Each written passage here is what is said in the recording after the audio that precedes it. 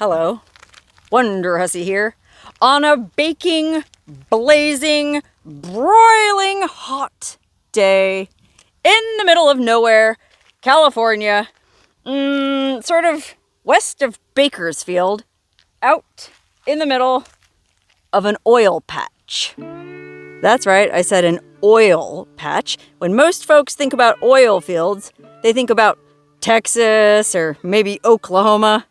But there's actually a lot of oil in California. In fact, there in the distance, you can probably see there's a big, well, I'm not sure if that's a natural gas processing facility or an oil processing facility, because I've been driving through this country for a while now, and there's a lot of oil derricks. You know, those big prehistoric looking steampunk, I don't know how to describe them, but you know what I mean. They go up and down and they're like plunging this thing into the earth, sucking out oil. And then of course there's also a lot of natural gas pipelines. So obviously there's plenty of both in this area. Pretty crazy, right? I mean, most people know that California was the home of the gold rush and that there's lots of gold in them there hills up north. And so lots of miners came out here back in the day looking to get rich the old-fashioned way with gold. But come to find out, plenty of folks came out here trying to get rich the newfangled way with black gold. As a matter of fact, the biggest accidental oil spill in the entire history of the world, I think, was right here in the desert outside Bakersfield. That's right, according to Wikipedia, it was the biggest accidental oil spill in history right here, and it was called the Lakeview Gusher #1.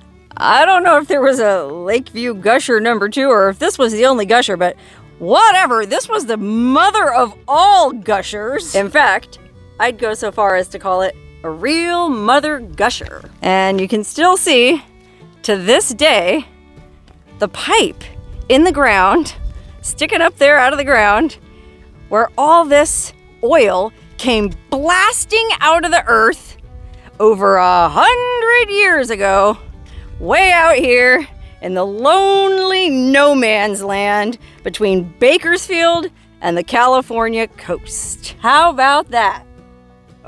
There's not much left in here anymore other than an old Coors Light can. Stay classy, Bakersfield. Anyway, I guess the story is there was this oil exploration company, the Lakeview Corporation, and they were out here looking for oil back in the, early 1900s. I think it was it was probably 1908 when they were first exploring, and something tipped them off that this area right here in particular might be a good place to drill for natural gas. That's right, they were just looking for natural gas at first. They thought they might find some oil, but they were mostly after natural gas, and it was something to do with the color of the grasses that once grew on this blighted landscape. I mean, now, post-Gusher, there's no plants or grasses or anything growing in this poor, blighted basin. But back before January 1st, 1909, apparently this was covered with some kind of red grasses that indicated to this Lakeview company that this was a good place to drill for natural gas. And so they drilled the well on January 1st, 1909. Oh, I gotta go stand in the shade. It's real hot today. And there's not much shade here. Anyway, January 1st, 1909, they drilled the hole. They put the oil derrick up, that tower that they put up. These things. There's these handy historical photos here, and this one is showing the gusher, but one of these things, they put one of these derricks up. And I'm not sure about my oil terminology. That hammer-shaped seesaw thing, I thought that was called a derrick too. Feel free to correct me in the comments. Anyway, January 1st, they started digging for natural gas, and they dug and they dug and they dug for over a year until March 15th, 1910, at a depth of 2,225 feet, Lakeview #1 blew in. And by that, I guess they mean blew up. It says 18,000 barrels a day were blasting out of this little pipe in the ground. I mean, yeah, it had a derrick on top of it at first, but 18,000 barrels of oil blasting out of that thing a day pretty much demolished the derrick in short time. And it didn't stop flowing until September 1911. 18 months later. That's right, for a year and a half, oil was blasting out of this pipe in the ground, and I guess it made a huge mess. I mean, you can see on this helpful interpretive sign, they have some really cool old-timey photos showing the Gusher just blasting. I mean, look at that. That's pure black crude oil blasting into the heavens. And then this picture here, I know it's kind of faded, but you can maybe make out that, well, the oil is flowing, bubbling out of the ground, and there's kind of like a wall of sandbags around it. Well, that's not because they were trying to save the environment or save some endangered species like they do nowadays. Back then, they didn't care so much about that. They mostly just wanted to preserve the oil.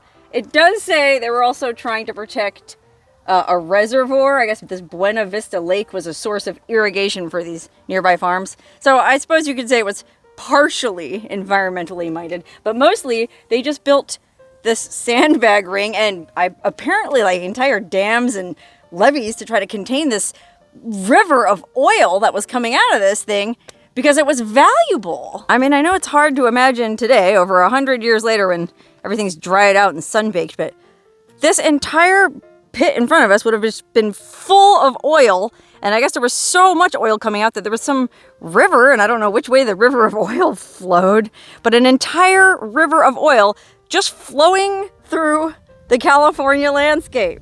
When I learned about this, it completely blew my mind. I mean, when I first started this channel, I went down to Beaumont, Texas to the Spindletop Museum. The Spindletop Gusher or boom was like the first big oil strike in the United States. And well, I thought I knew a little bit about the oil industry. I had no idea that the biggest accidental spill in history was right here, almost in my backyard. Anyway, like I was saying, the sign says, the uncontrolled flow reached an estimated 90,000 barrels a day and flowed for 544 days and produced an estimated 9 million barrels of oil, a record which has not yet been equaled by any other well in California. And it says the rescue operation recovered more than 4 million barrels, but the remainder was lost. That means 5 million barrels of oil was lost, and I guess by lost they mean it just flowed out into the desert and kind of like seeped back into the earth.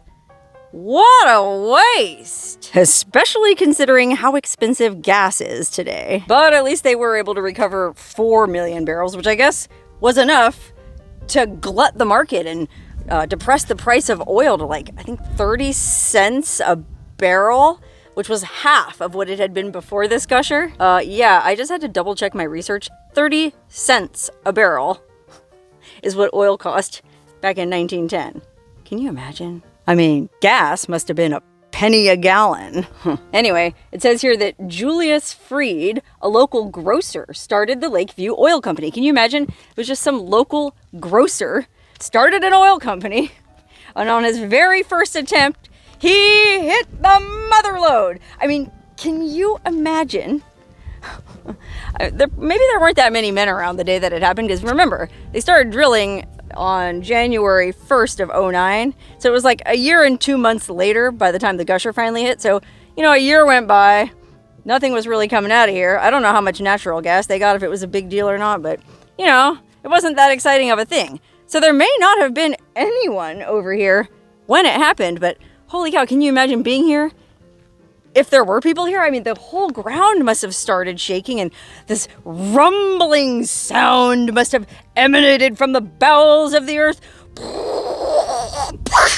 And then the sound of all those thousands and thousands of barrels of oil exploding into the sky. I mean, isn't a barrel 55 gallons? So, golly, 90,000 barrels a day. I don't know what 90,000 times 55 is, but that's a lot of gallons. I mean, you can see here in this picture, there's a couple of guys that are rowing around a lake of oil. It says here that the oil was 40 feet deep, and these dudes are just paddling around on it. Incredible. And then in addition to, you know, building the sandbag ring and the dikes and the levees and everything to try to contain the oil and save as much as they could, well, I guess they tried to contain the Gusher by building this wooden sarcophagus.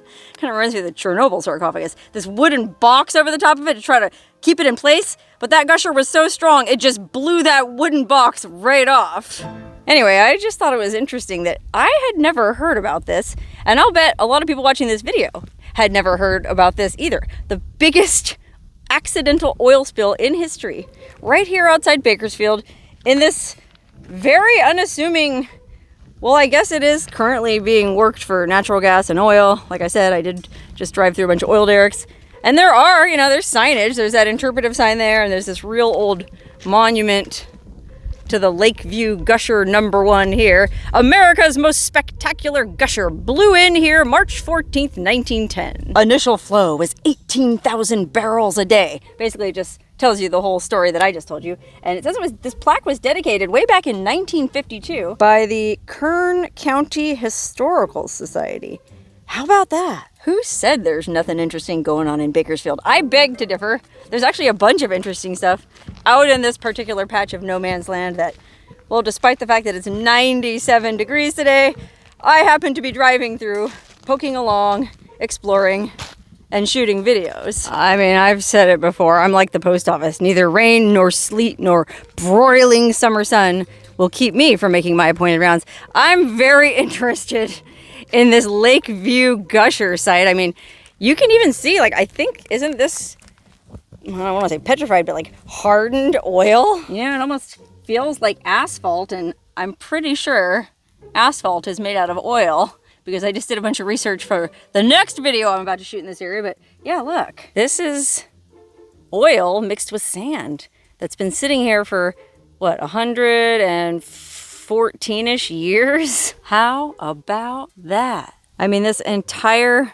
depression surrounding the old gusher pipe, or whatever you call it, is probably covered in the same stuff. I mean, you can see, I guess that's a buildup all around the edge where the sandbags used to be. Now it's just like a big, thick lip, for lack of a better word, of hardened, dried out, 100-year-old oil. And you can see it's kind of like blub, blub, blub, blubbing down.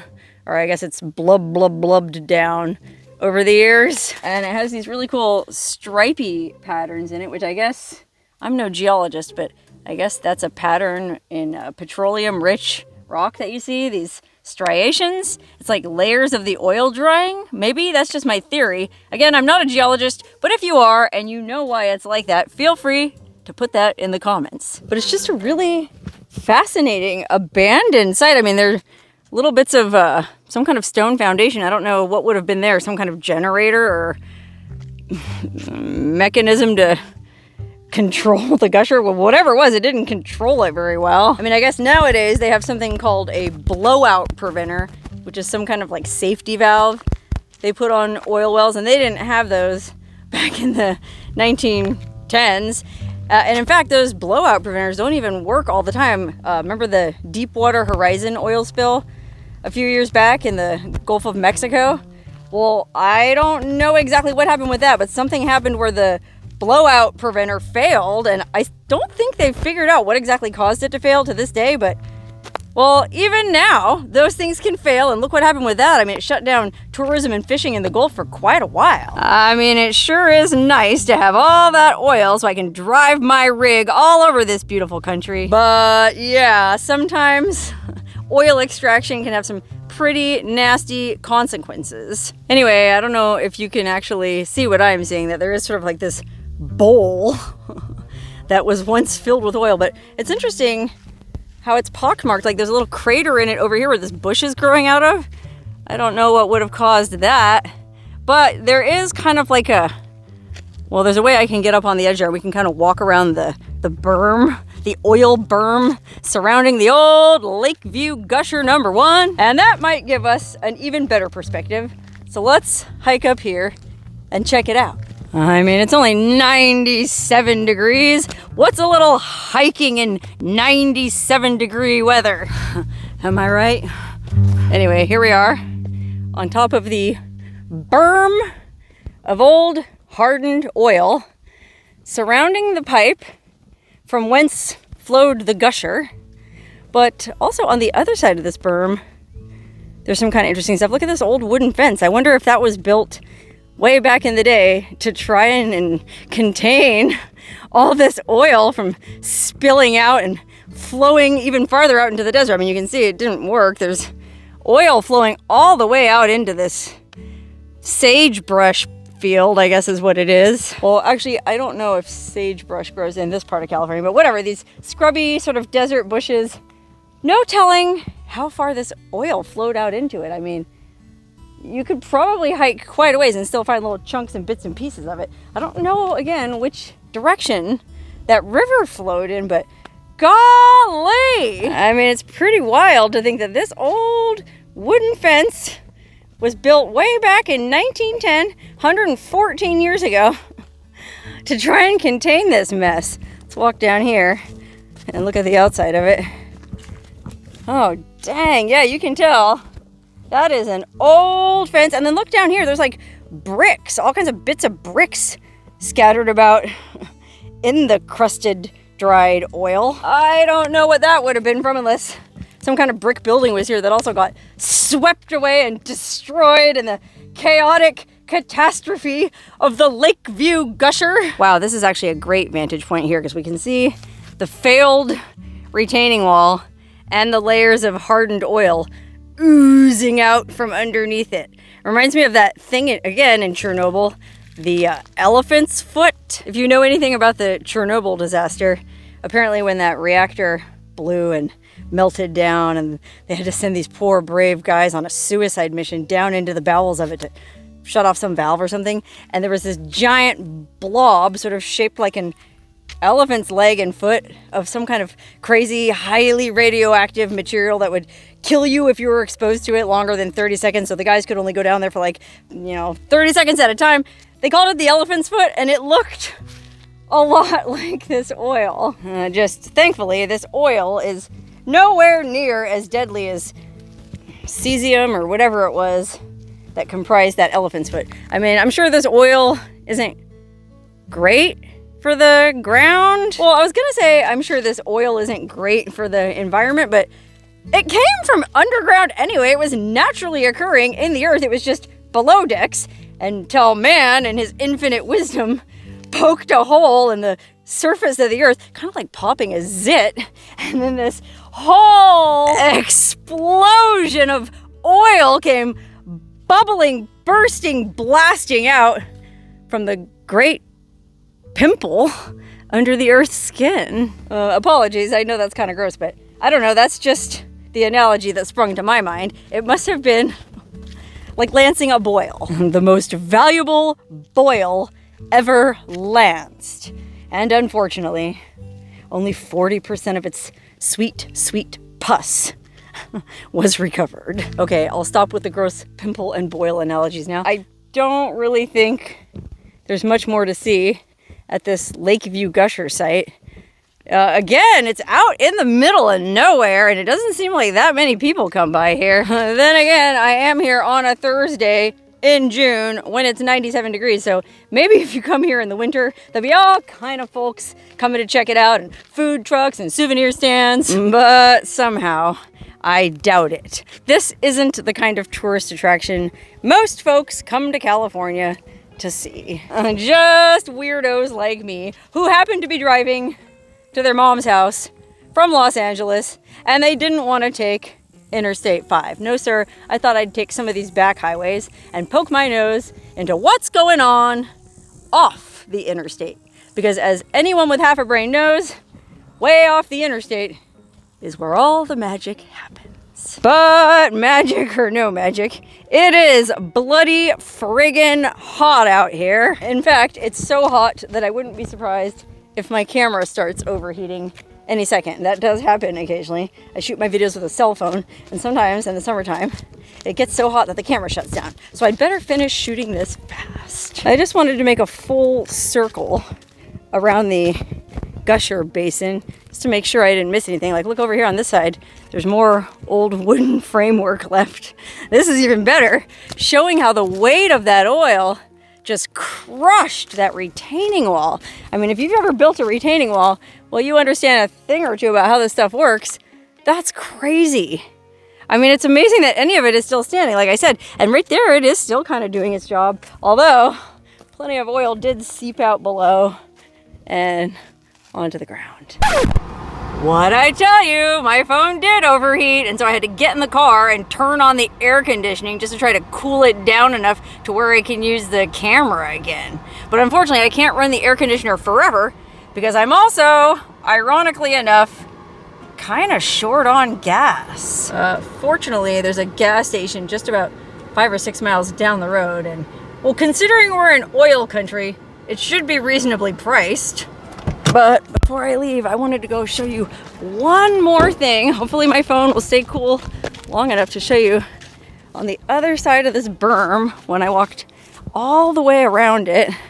I mean, aside from all the crap that's been dumped here. In fact, there's a lot of beer bottles here, which leads me to believe that the local kids come out here and party. Nothing says Bakersfield like a beer bust at the old Lakeview Gusher. But if you can look past all the broken glass, look at this. There's this other pipe sticking out of the mound of oozing oil. And what's really interesting to me is that the pipe itself is full of hardened oil. And I'm not sure if you can see that or not because it's a real funky light right now. Coming closer, can you see that? Golly, the sun is so bright on my camera, I can't even see it. But yeah, this whole pipe is clogged with, I guess, oil and sand mixed together. Like it's completely plugged. Need some X-Lax?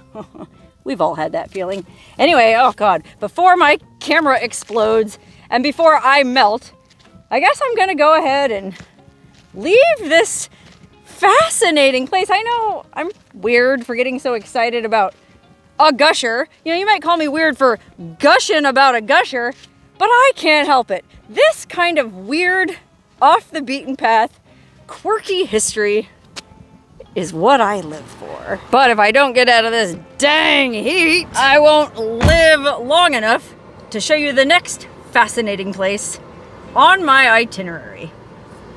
Guess I better sit in the car with my phone up to the air conditioner for a little while longer so I can shoot another video. Stay tuned.